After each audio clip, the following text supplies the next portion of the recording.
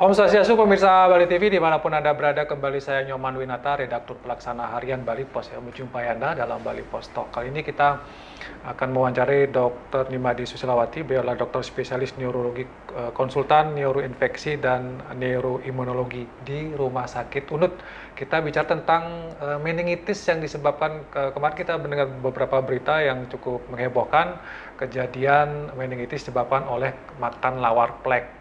Nah, tentu ini menjadi catatan penting buat kita, terutama masyarakat Bali yang memang hobi menyantap makanan yang terbuat dari bahan babi.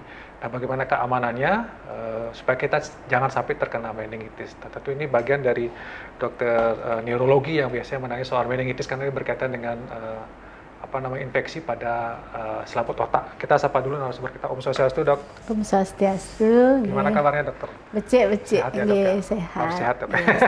Sehat. Kita dihebohkan dengan penyakit meningitis ya, Dok, meningitis, ya? Sebenarnya apa sih meningitis itu? Apakah memang hanya disebabkan oleh makan babi yang mentah atau sebab apa, Dok, meningitis itu?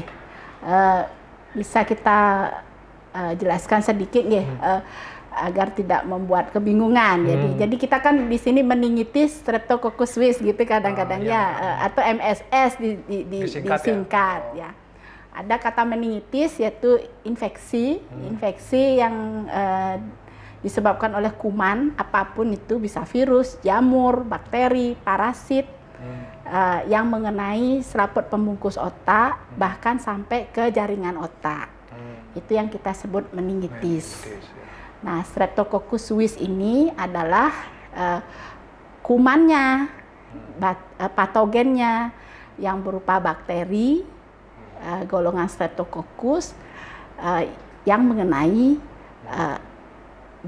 otak menimbulkan gejala meningitis. Jadi meningitis Streptococcus suis. Disingkat MSS. Tapi berarti tidak setiap meningitis itu Streptococcus suis, ada juga meningitis yang lain gitu ya? Iya, benar. Jadi ada meningitis virus, ada meningitis tuberkulosis, ada meningitis jamur, banyak sebenarnya meningitis. Oke. Iya. Kalau pada kasus yang kemarin ramai diberitakan yang di Gianyar, diduga setelah makan lawar plek, berarti ini MSS, Dok, ya? Bisa dipastikan? Ya, kita duga karena ini adalah sumbernya makanan. Ini juga meningitis itu sangat luas ya, Pak Pak Nyoman. Banyak, ya. Dari etiologinya juga banyak. Nah, kedua dari cara masuknya kuman juga banyak. Ada dari infeksi saluran pernapasan, ada dari saluran cerna, kemudian ada dari telinga, hidung, tenggorokan. Kalau mengalami infeksi masuk ke otak menjadi meningitis. Jadi banyak. Jadi yang Swiss niki adalah meningitis yang cara penularannya melalui kontak dengan produk makanan yang tidak aman dari produk babi, karena Streptococcus suis ini adalah ternyata kuman bakteri yang hidupnya memang di babi gitu. Untuk misalnya kekebalan tubuh babi bagus, ya jadi komensal, jadi tidak ganas, tapi suatu ketika kekebalan tubuh babi sama seperti manusia, kekebalan tubuhnya rendah, jadilah dia patogen buat babinya sakit. Babinya sakit, kalau yang babi sakit dipotong, dimakan, tanpa dimasak dulu gitu ya? Ya, yang berisiko yang kita kutip di sini adalah produk babi berisiko. Nah, produk babi yang berisiko tinggi adalah produk-produk babi yang mentah atau tidak dimasak matang sempurna, Itu yang namanya produk babi aman adalah produk babi yang pengolahannya matang sempurna. Matang sempurna itu apa kriterianya, Dok? Apakah suhunya harus sekian derajat atau seperti apa? Iya, kalau matang sempurna seperti yang pengolahan daging yang biasa itu suhunya 70 derajat minimal. Atau sederhananya kita masak produk apapun yang daging itu tidak terlihat kaldunya bening. Tidak juicy berwarna pink atau kemerahan, itu belum matang. Jadi Berarti kalau kita spesifik lagi, biasanya orang Bali suka makan lawar gitu ya. Lawar itu Iya. kan biasanya darahnya mentah gitu. mentah, Dagingnya juga lawar plek itu biasanya dagingnya mentah. ya Berarti itu sangat berisiko ya, Dok? beresiko, ya. Ini yang beresiko ini kan berdasarkan juga hasil-hasil riset eh, di luar negeri juga, karena kan daerah yang melaporkan meningitis Streptococcus suis itu tidak hanya di Bali, tapi di daerah-daerah yang memang memiliki masyarakat dengan peternakan babi atau mengkonsumsi daging babi seperti Thailand, Vietnam, gitu, yang pola kebiasaannya mirip dengan kita. Jadi sana dilakukan suatu riset yang mana menyebutkan bahwa mereka membuat list produk babi yang berisiko tinggi. Nah, salah satu produk babi berisiko tinggi itu adalah produk darah yang mengandung kuman ini. Pada saat kemungkinan waktu dipotong Nike dalam kondisi sakit. Yang namanya sakit kita kan tidak tahu ya Pak ya, apakah sakitnya ringan, sakitnya berat, dan habis kita tidak paham. Nike yang buat. Berarti yang paling spesifik lagi kalau dari babi itu pertama sekali yang sangat risikonya tinggi lah darahnya, Dok ya? Nggih. Kadang-kadang walaupun sudah dimasak pun kita masih dalam kutip itu berisiko juga ada streptococcusnya gitu ya? Kalau darah yang kita hidangkan itu sebenarnya kan darah segar Pak. Jarang ada darah yang dihidangkan memasak ini. Kalau lawarnya? Ya, lawar nike kan yang kita nut adalah darah segar. Itu sangat berisiko. Ya, itu memang sangat berisiko dan sudah di list, sudah suatu studi yang dilakukan Vietnam itu sudah di list. Memang ternyata darah. Yang mana kalau kita lihat lagi mekanismenya, kemungkinan pada saat itu darah memang sedang berkembang biak banyak, bakterinya berkembang biak banyak di darah, akibat babinya sedang sakit ini gitu. Dok, berarti kalau gitu misalnya, kan ada juga pertanyaan, kenapa misalnya hanya di Sukawati misalnya, di tempat lain juga kan orang biasa juga makan lawar plek gitu misalnya kan, kenapa di sana yang terjadi klaster misalnya, kira-kira apa penyebabnya, Dok? Gini, kita terinfeksi suatu bakteri, tidak sekedar dari ada kumannya, tetapi jumlah kuman yang ada di produk makanan itu seperti apa. Terus yang kedua, kumannya ganas itu keganasan kuman, patogennya ya. Yang ketiga, yang makan nih Pak, apakah apakah yang makan ini daya tahan tubuhnya relatif rendah. Makanya trennya yang lihat dari hasil riset yang kita lakukan lebih cenderung ke usia yang lebih tua. Karena memang kekebalannya memang relatif lebih rendah. Tapi kita tidak bisa hanya tua saja, tidak. Yang muda-muda juga kalau memang lagi kelelahan, lagi begadang, minum-minum, kemudian kekebalan tubuh kan tidak sekedar usia nggih Pak nggih. Banyak faktor yang menyebabkan kekebalan tubuh menurun. Disertai dengan konsentrasi darahnya penuh dengan bakteri Suis, makan ada risiko yang lebih tinggi untuk terinfeksi gitu. Jadi banyak faktor juga ya sebenarnya, Dok ya? Banyak faktor. Kalau meningitis itu tidak semudah kita begitu makan langsung ada gejalanya atau gimana, Dok? Kalau misalnya orang atau butuh waktu inkubasi berapa hari gitu? Ya, kalau meningitis bakteri Suis ini, MSS ini adalah tergolong meningitis bakteri akut. Yang namanya akut biasanya dari proses kontak sehingga menjadi meningitis itu cepat. Biasanya kurang dari 7 hari. Dari kontak. Tapi ada beberapa laporan tapi tidak banyak ya sampai 2 minggu, sebelum 2 minggu kontaknya. Tapi yang lebih sering adalah di bawah 1 minggu. Sehingga disebut meningitis bakteri akut. Kalau gejalanya, Dok? Nah, gejala meningitis Nike sangat klasik ya Pak ya. Pertama kan ada seperti infeksi yang lain, ada panas, ada demam. Demam ya? Kemudian disertai dengan nyeri kepala karena peradangan di otak, jadi timbul sakit kepala yang berat. panas dan sakit kepala. Tapi panas dan sakit kepala kan bisa Ya, infeksi yang lainnya Pak ya, ya, demam berdarah dan Iya. lain sebagainya, nggih. Nggih. Tambah lagi Pak, ada penurunan kesadaran atau perubahan kesadaran. Jadi linglung Pak, Oh gitu ya? iya,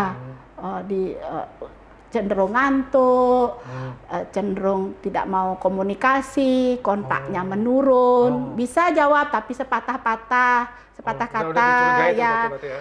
Biasanya dia ramai, jadi diem gitu. Jadi ada demam, nyeri kepala, Hilang perubahan kesadaran, sampai tidak sadar.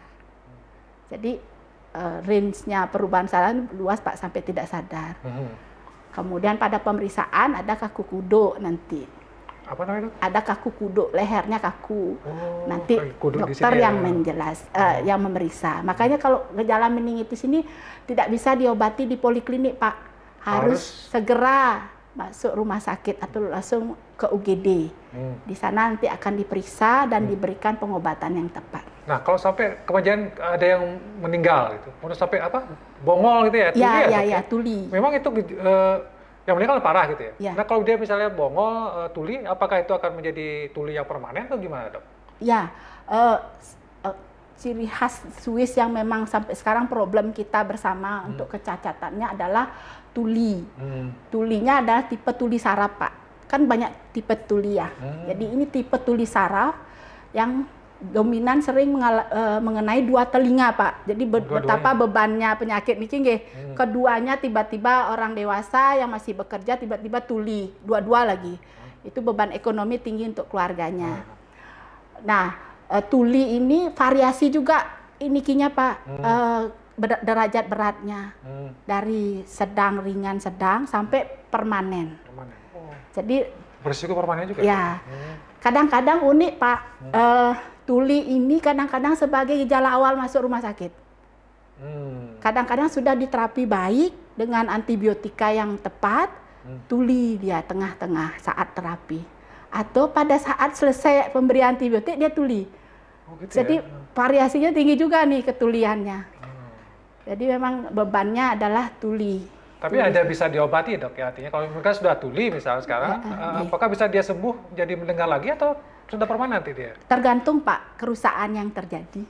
Gitu. Kalau kita kan biasa dirawat inap nika dites ketuliannya nggih. Kalau dari dokter THT bilang niki sudah berat, cenderung kita sulit untuk ada permanen. THT juga terlibat di sana ya? Iya, kami biasa dengan ketulian, kami mengkonsulkan ke dokter sejawat THT untuk melihat seberapa berat kerusakan dari saraf di telinganya niki.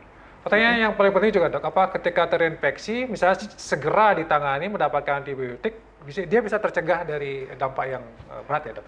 Ya, pemberian antibiotika adalah utama pada kondisi, artinya meningitis bakteri akut Swiss niki termasuk emergensi di bidang kami, di bidang neurologi. Sehingga harus segera kita beri antibiotik dengan dosis yang tepat, karena tidak bisa pakai pil. Kadang-kadang pasien bilang, boleh saya dirawat di rumah Pak, Bu dokter kan punya pil bisa diminum, tidak bisa. Ya? Harus intravena melalui infus. Sehingga kalau itu cepat dilaksanakan, dosis yang tepat, biasanya recovery-nya baik. Bisa terselamatkan. Terselamatkan. Tapi kadang yang berat sambil menimbulkan kematian adalah keterlambatan pengobatan. Sudah ke stadium komplikasi. Gitu ya. Jadi itu yang sering terjadi pada kasus-kasus Swiss yang mengalami kematian, atau dia mengalami infeksi Swiss yang seluruh tubuh diseminata menyeluruh. Jadi sepsis, artinya ada infeksi sistemik yang lain selain meningitis. Itu juga menimbulkan dampak yang berat. Tapi kalau persentase kematian karena meningitis Swiss ini gimana? Variasi Pak, sekitar di bawah 20%. Kami kemarin data kami itu sekitar 11% mengalami kematian. Dan itu biasanya lansia Dok ya? Trennya adalah seseorang dengan kekebalan tubuh yang lebih rendah. Ya karena biasanya kalau orang punya kerja adat itu potong babi dan segala macam, memang bisa begadang gitu dok. Nggih, Terusnya patut ya. ininya lemah gitu Ya, ya. ya, Oke. benar nih. Oke. Karena sudah 15 menit dok, mungkin Nggih. pesan penting yang ingin dokter sampaikan kepada masyarakat Bali karena kita kan hobi makan lawar ini. Iya. Apa yang mesti kita lakukan dok? Nggih. Supaya makan lawarnya tetap jalan gitu ya. Ya, Tapi kan kena tetap. meningitis gitu ya berarti dok. Silakan dok. Oke, terima kasih Pak Nyoman. Yang pertama, kami berpesan pengolahan produk babi yang aman. Jadi mengolah babi apapun bentuk pangannya nanti secara aman dengan memasak yang baik dan benar. Dihindari mengolah pangan dengan menggunakan bahan-bahan segar. Jadi tidak lagi disarankan untuk menggunakan produk darah segar, ya, untuk mengurangi resiko terinfeksi Streptococcus suis niki. Yang ketiga, kenali gejala meningitis, sehingga ibu bapak di rumah bisa dengan segera membawa keluarganya ke rumah sakit terdekat. Jadi kalau di Bali semua sudah ada dokter spesialis neurologinya. Jadi kami bisa membantu untuk pengenalan diagnosis secara dini dan pengobatan yang tepat. Jadi gejalanya adalah demam, nyeri kepala yang berat, disertai perubahan kesadaran atau penurunan kesadaran. Segera dibawa ke rumah sakit terdekat. Tapi paling aman kalau misalnya kita habis makan lawar, kemudian demam dan segala macam, sebaiknya dicurigai gitu dok ya.